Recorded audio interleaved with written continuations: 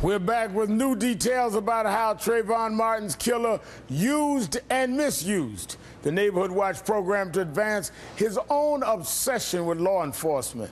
Last September, Zimmerman invited Sanford Police Department volunteer coordinators to come to talk to his community about forming a Neighborhood Watch. And Zimmerman made sure he was elected coordinator of the group.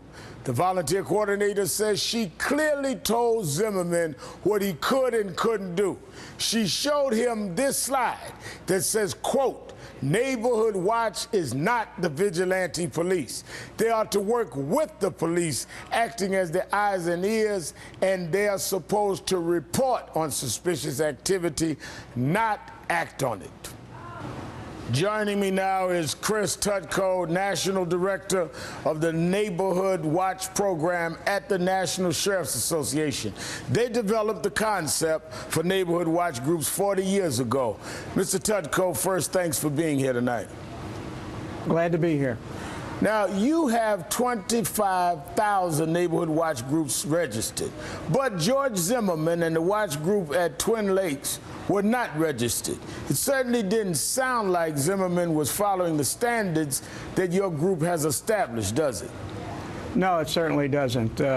One of the first things in the manual that we have created and on our website, first thing we say is no weapons whatsoever. That includes mace, metal flashlights, and especially guns. Wait a minute, so no weapons, no guns? Nothing. None? Nothing. No. Okay. Our job as a Neighborhood Watch is to be the eyes and ears of the law enforcement. We make our phone calls and we move on and let them do their job.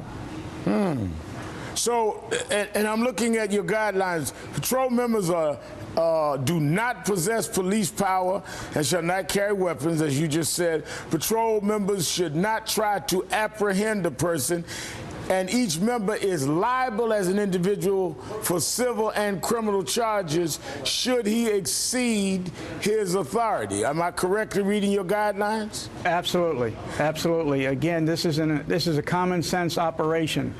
And common sense tells you you're not trained to do those things, so you shouldn't be involved in them.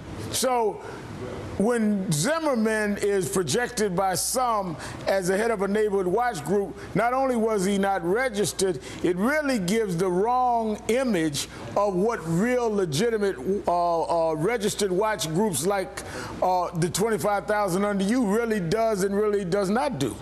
Exactly right.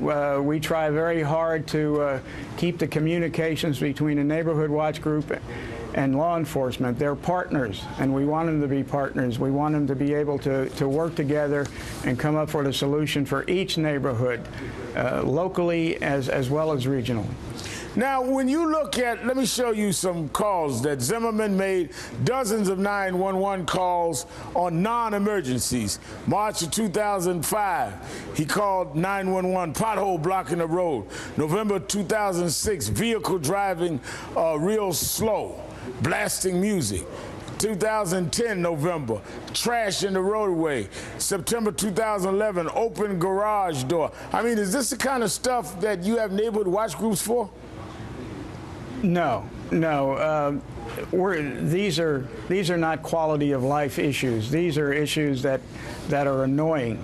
And again, to call a law enforcement agency on something along those lines, if you call them 10, 12, 15 times and it's a non-priority call, what's going to happen on the 16th call? Now, so this kind of personality is not only violating certain things in your guidelines, but they're certainly doing things that you don't think even falls within what the purpose of Neighborhood Watch is set up for. Correct, correct. This is, when I first heard of this, it's horrific to begin with, but it certainly has no place in a Neighborhood Watch for anybody to be carrying a weapon. Even if you have a concealed weapons permit, you don't have a right to be on Neighborhood Watch. Thank you to Chris Tutko for joining me tonight. The tragedy on a rainy night 27 nights ago has reverberated across the country and all the way to the White House. Today, the president spoke in personal terms about the death of Trayvon Martin. That's next.